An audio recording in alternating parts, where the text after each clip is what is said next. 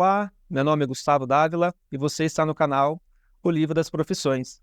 E hoje trouxe uma convidada muito especial, a Cibele Zanon, médica veterinária e atualmente trabalha no atendimento especializado de cães e gatos na oncologia. Cibele, tudo bem? Seja muito bem-vinda. Obrigado aí pelo aceite do seu convite. Obrigada, Gustavo. Eu que agradeço o convite, né? Agradeço a oportunidade de estar aqui, eh, falando um pouquinho da minha trajetória e podendo falar um pouquinho dessa profissão que é tão gratificante, tão maravilhosa, que é a medicina veterinária. Excelente. Sibeli, eu queria que você falasse um pouquinho para a gente, né, quem nos acompanha, como foi o início da sua trajetória. Você falou que tem 13 anos de formado, mas eu sei que realmente isso começou lá atrás, né? Você comentou com a gente que você começou na rotina clínica com 11 anos, é isso? Fala um pouquinho para a gente dessa sua história aí na medicina veterinária. Com 11 anos, eu senti a necessidade de procurar um trabalho, né? E tinha uma clínica próxima à minha casa, e aí, como eu sempre gostei de animais, achei que era uma boa área ali para eu começar.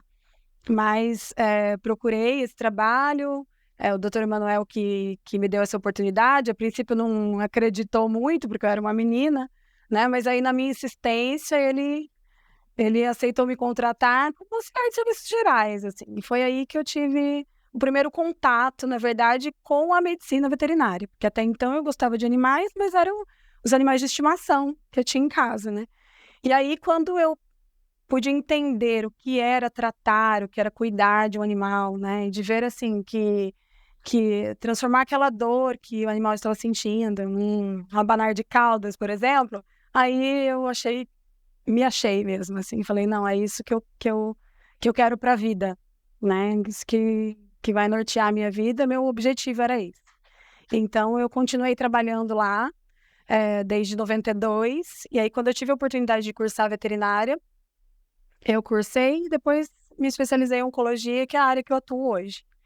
Mas foi através dessa oportunidade aí de ingressar como auxiliar geral, que aí eu fui conhecendo as outras áreas, me especializando e cheguei no que eu trabalho hoje.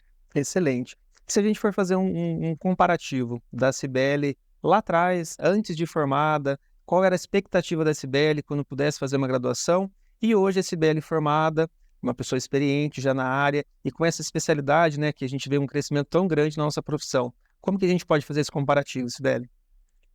Quando eu entrei na faculdade, eu entrei um pouquinho mais velha, eu entrei com 26 anos, que é quando eu tive a oportunidade. Então, eu entrei com outro olhar, eu acho que foi um olhar diferente das pessoas que acabam ingressando mais jovens, né, assim, por volta de 18 anos. Então, eu acredito que pela rotina que eu vivenciava na clínica, que era a parte prática, né, eu não tinha a parte teórica, não tinha esse entendimento, de como funcionava. Sabia que aquele medicamento era aplicado e que funcionava, mas não sabia a fisiologia, né, qual era. Então eu entrei com bastante sede desse conhecimento. Então acho que eu aproveitei a graduação de uma forma diferente. Quando eu saí da faculdade, todo mundo saía, assim, com aquele sentimento de despreparo, de insegurança, né. E eu acredito que por eu ter já participado da rotina clínica, me trouxe uma segurança um pouco maior, assim, para começar a trabalhar. Então essa experiência que eu tive anterior à universidade, acho que contou muito, né. E assim, a expectativa que eu tinha, foi superada, porque eu ingressando ali, trabalhando, como auxiliar geral, eu nunca me imaginava do outro lado ali, né, como veterinária, podendo proporcionar um benefício para o animal de outra forma, né, não só nos cuidados ali básicos como uma auxiliar. Então eu acho que superou as minhas expectativas. Bacana. E quando a gente fala, né, na sua área de atuação, na área de oncologia, né, a gente ouve falar muito sobre esse crescimento. Como que é a Cibele, né, teve uma boa base de formação, né, nos estudos, né, antes de entrar na graduação. Mas como a Cibele vê hoje a palavra quando você fala para um tutor? Olha, o seu animal está com câncer. Como que é a forma de você falar para esse tutor? Como é esse entendimento dessa pessoa aí na sua área que você trabalha? Eh depende muito da experiência de cada família, né. Então tem pessoas que conseguem entender a gravidade da doença, né, a forma como irá enfrentar, né, o enfrentamento dessa doença, depende muito da vivência de cada família. Então, algumas pessoas não gostam nem de nomear a palavra câncer, né? Quando a gente cita esse termo, eles já nomeiam, não, é uma doença ruim, né? Tem essa, essa forma bem, enxerga de uma forma mais pejorativa. E o câncer, ele não é um sinônimo de morte, né? Ele é um sinônimo de uma doença difícil que tem que ser enfrentada como tal, né? Tratada realmente com os profissionais que se especializaram na área, que estão preparados para poder proporcionar um tratamento adequado para cada paciente, né? Mas a vivência de cada família conta muito. Então, eu tenho tutores que aderem ao tratamento com muito mais facilidade porque tiveram boas experiências. Outros aderem também porque não tiveram, mas que já viveram na família e que querem proporcionar algo para o animal também, né? Então, depende muito mesmo de cada vivência. Bacana. Porque a gente tem que fazer uma analogia, né, com o que a pessoa ouve, o que realmente é essa terminologia câncer, um nódulo, uma massa, né? E a CBL, né, não só no tratamento clínico, mas também cirúrgico, né? São animais que já vêm com uma certa comorbidade, animais que já vêm muitas vezes debilitados, requer um cuidado maior. Como que existe essa inteligência emocional, vamos chamar assim, da CBL nesse momento de indicar uma cirurgia de alta complexidade para o animal? Como que é essa aceitação do tutor? Como que acontece tudo isso? Você pode comentar com a gente também? É uma experiência que a gente adquire com o tempo, porque quando a gente sai da graduação, a gente não tem esse desempenho emocional, a gente não consegue nem propriamente lidar com as próprias emoções, a gente aprende, a faculdade não ensina isso pra gente, né? Como lidar com a perda, com a perda do paciente, por exemplo. Então, ao longo do tempo, nós vamos aprendendo a lidar com essa parte emocional.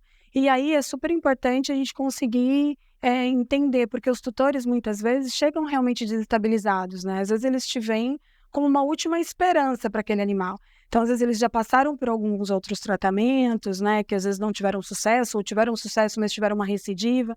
Então, muitas vezes eles chegam frustrados, chegam ali como te enxergam como uma última esperança mesmo. Então, você tem que ter um pouquinho de sabedoria emocional ali para saber lidar com isso. O que eu gosto muito de dizer é que muitas vezes a gente não consegue curar aquele animal, né? Muitas vezes a gente não consegue proporcionar a cura, mas sempre há algo que se fazer.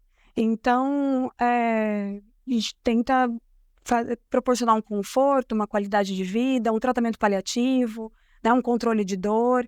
E muitas vezes é isso que o paciente quer. Ele quer, o tutor quer, que o paciente transcorra por essa doença, muitas vezes com sucesso, o animal entra em remissão, né? Muitas vezes a gente já acompanhou isso, tratamento quimioterápico, termina os protocolos e o paciente entra em remissão e segue a vida, mas muitas vezes é interrompido nesse percurso, né? E aí o tutor tem que entender, porque a despedida ela é difícil para todo mundo, mas ela é amenizada pela sensação de consciência tranquila, de que foi realizado tudo o que ele podia ter feito.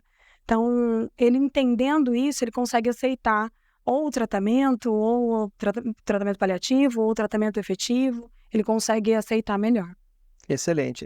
Essa dor do luto, eu acho que isso depende muito da experiência, como você mesmo disse, de cada família, né? O que já aconteceu, às vezes, transcorrer tanto pelo animal, às vezes com um ente querido que pode ter passado pelo mesmo problema, né? E como você vê hoje, falando um pouquinho sobre isso, mas dessa humanização que a gente tem. Hoje os pets cada vez mais estão presentes nas famílias, né? É o famoso pai de pet, mãe de pet, né? A gente fala que esse animal dorme na cama e expulsa o marido para o sofá. Como que você vê esse cenário atual comparado lá atrás, quando você começou aí a trabalhar na clínica? É bem diferente, né? Mudou a forma como as pessoas lidam com os animais. Acho que depois da pandemia ainda isso ficou mais evidenciado, porque muitas vezes a única companhia que ela teve naquele período foi o animal de estimação. Então, hoje as pessoas embora a gente tenha um lado positivo, que as pessoas têm mais responsabilidade, têm mais comprometimento com o animal, eu acho que muitas pessoas acabam delegando muito essa parte emocional ao animal. Então, precisa tomar cuidado, porque eles realmente são os filhos, né, das pessoas, mas tem que ter esse equilíbrio. Eu acho que tudo é um equilíbrio, saber lidar com as emoções, mas tem que ter Você ama o seu animal como se fosse seu filho, cuida dele como se fosse tal, mas tem que ter um equilíbrio aí, de saber entender as suas emoções e não transportar para o animal isso, né? As pessoas delegam muito esse sentimento aí para o animal. Excelente. Comentei em outros colegas que estiveram aí também, assim como você, sobre a gente criar uma expectativa quando a gente entra na faculdade e realmente em romantizar a veterinária, achar que tudo acontece da melhor maneira, todos os pacientes a gente consegue salvar, como você falou, mas quando a gente está no meio da graduação e no final a gente entende um pouco mais sobre realmente lidar com vidas, essa nossa experiência que a gente tem diariamente. Como que você vê isso daí, nesse novo cenário? Estamos passando por um momento aí de uma crise que aconteceu, né, a famosa Covid, a carência que as pessoas têm, isso eu acho que foi até depositado um pouco nesses animais. Como que você consegue colocar isso nesse cenário atual nosso? Eu acho que é um dos grandes desafios que a medicina veterinária tem, acho que é lidar com, com a crueldade que a gente acaba vivenciando todos os dias, né? Então tem esse lado, né? A gente passou recentemente na nossa cidade por um caso que foi divulgado aí na mídia, mas as pessoas não conseguem entender que os veterinários acabam vivenciando isso todo dia, né? Então, do mesmo lado que a gente tem tutores que acabam depositando todo esse sentimento do animal, a gente também tem tutores que negligenciam seus animais. Então, eu acho que o grande desafio da medicina é disseminar esses conhecimentos, entender que os tutores precisam ter essa responsabilidade. Não sei se é isso que você quis dizer, né? Da questão da humanização, tudo. Mas de ter a responsabilidade com o teu animal. Exatamente. Você deve ter vários cases de sucesso, vários tratamentos que você passou ao longo não só desses 13 anos de formado, mas lá de trás. Você tem algum caso específico, algum caso pontual que você possa compartilhar conosco e que te marcou muito também? Eu tenho inúmeros casos, né, que nos marcam no decorrer da nossa carreira. Tem alguns positivos, né, outros negativos, mas eu acho que um que me marcou bastante, que me fez refletir, foi de a oncologia. Para mim, ela realmente foi um divisor de águas, assim. E num final de semana que eu estava no curso da pós-graduação, eu tive um curso de cirurgia reconstrutiva, né? E na semana seguinte, eu chegando na clínica, me deparei com um caso de uma gatinha.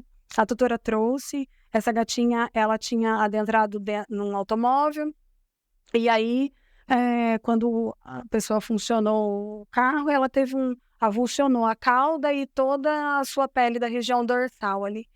E já fazia mais de um ano que ela estava tentando fazer o fechamento dessa ferida. Então, quando ela adotou essa gatinha, já tinha acontecido o acidente, e aí ela estava há um ano lutando para que essa ferida fosse fechada, né? E aí já tinha entrado num processo de que já tinha vertido as bordas, não acontecia mais a cicatrização. Tinha que intervir de outra forma, não adiantava mais com os curativos convencionais que estavam sendo realizados, né? E aí, quando ela chegou para mim, eu tinha acabado de fazer esse curso de reconstrutiva, estava com tudo assim na mente, mas nunca havia feito nenhum procedimento. Então, eu sentei com a tutora, conversei, expus a ideia, né, de realizar esses procedimentos, e aí ela aceitou, e acabei fazendo dois tipos de técnicas inéditas para mim, assim, que eu nunca havia feito. E em 30 dias ela já estava bem restabelecida, já estava com a ferida praticamente cicatrizada, né. Então, assim, eu acho que é um caso que marcou bastante para mim, porque, me mostrou, assim, que muitas vezes a gente não precisa ter tanta experiência para se realizar um procedimento, para mudar a realidade daquele animal. A gente precisa ter conhecimento, né, e precisa ter, responsabilidade. Então, você tem que entender que você está lidando com uma vida e que você é responsável por aquilo. Então, não adianta você também não ter um conhecimento para realizar o procedimento. E aí, me trouxe muita segurança para outros futuros procedimentos que eu acabei realizando, né?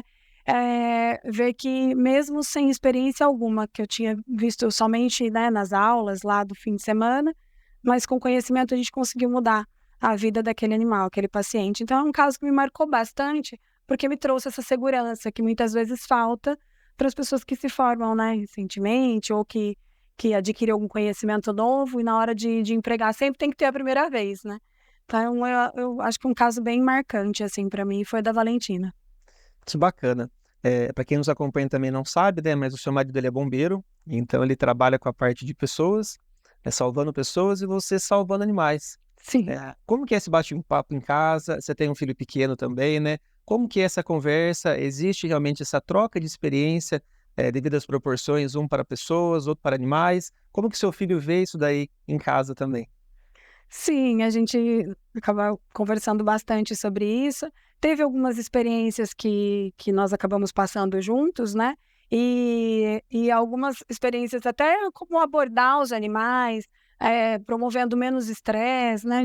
Eu acabei levando para a rotina dele, porque na hora de resgate, não, ele não trabalha só com humanos, né? Mas na hora de resgatar animais também, animais peçonhentos ou mesmo animais domésticos que estão em locais de difícil acesso.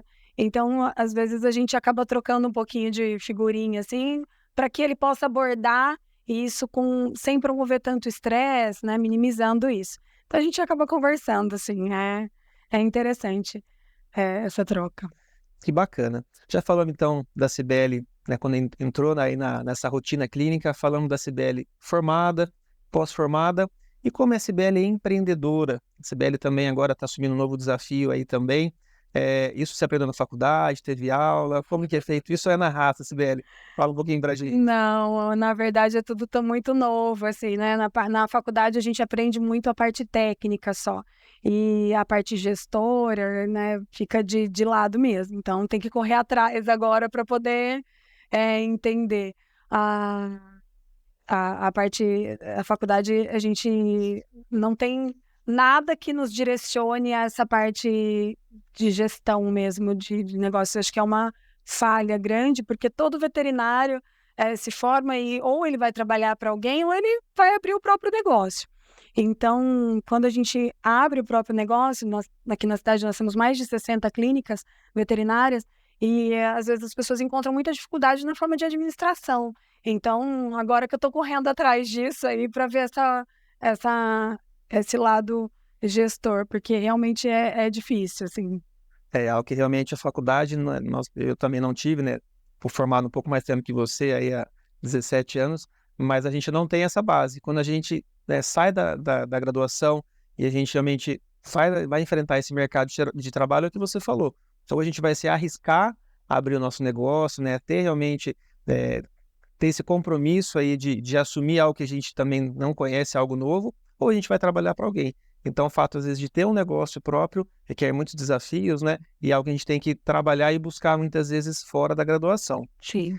Sibeli, eu gostaria que você deixasse também um recado para quem está se formando, para quem tem interesse na área, o que você pode falar da nossa profissão, né? O que você, ao longo da sua carreira aí, consegue compartilhar com o pessoal? Para os recém-formados, né, ou para quem tem intenção de fazer veterinária, gosta da área, é, eu sempre falo com os meus estagiários que a medicina veterinária ela tem que ser vista como uma medicina, né? A gente tem nas mãos o amor de alguém. Então, a gente precisa ter essa responsabilidade. Cursar veterinária não é um curso que a gente deve fazer por modismo, né? Então, assim, olha, tá na moda ser veterinária. Não, tem que ter muita responsabilidade, não só amor também, né? Tem que entender que você é responsável por uma vida. Então, qualquer profissão a gente precisa se empenhar, mas nas profissões que a gente lida com vida, né? Nas áreas de medicina, que é uma área muito dinâmica, que necessita uma atualização constante, porque está sempre evoluindo, sempre mudando, eu acho que é um comprometimento muito maior, né? Fora isso, eu também sempre acabo falando com os estagiários que nós somos profissionais que deveremos ser sempre valorizados, porque nós trabalhamos com amor, mas nós trabalhamos por dinheiro. Então, não deixar as outras pessoas, né, hostilizarem o profissional veterinário só porque ele remunera o seu trabalho. Então, eu acho que é bem importante a gente entrar na faculdade com essa consciência. Então, da responsabilidade que nós temos perante a profissão, perante o animal, perante a vida, e também da valorização profissional, porque cada veterinário que está se formando é responsável pela valorização, porque muitos profissionais acabam se desvalorizando e no geral, desvaloriza a profissão também. Excelente. Eu quero convidar você que está nos acompanhando. No dia 17 de agosto, a Clínica Veterinária Bicho Solto estará completando 10 anos e teremos o nosso primeiro workshop, juntamente com a presença da Cibele e outros profissionais que falarão um pouco mais aí sobre as principais prevenções, os principais exames na rotina para o seu animal. Cibele, gostaria de agradecer pela sua presença, todo esse bate-papo aí, você compartilhar um pouco da sua experiência, da sua trajetória. Quiser deixar o último recado para todos, fique à vontade. Eu que agradeço novamente pelo convite, agradeço, espero ter contribuído, né, com alguma informação aí importante, espero ver vocês aí no dia 17, para que a gente possa trocar bastante experiência, bastante informação, e muito obrigada. Eu que agradeço, obrigado, Cibele. E você que nos acompanhou até aqui no Livro das Profissões, muito obrigado e até a próxima. E para você que chegou até aqui, esse é o Livro das Profissões 2024. Este livro é uma compilação de mais de 3.000 profissões em 60 grandes áreas do conhecimento. Ele está disponível na versão capa dura, em papel cochê, com imagens ilustradas e coloridas. Ele é um excelente presente para sua mãe, para o seu pai, para aquele filho que está iniciando a carreira profissional ou para aquele amigo que quer mudar de carreira. Você pode adquirir no site da Amazon.com nas versões em inglês e em português. E também no link na descrição abaixo. Garanta já o seu.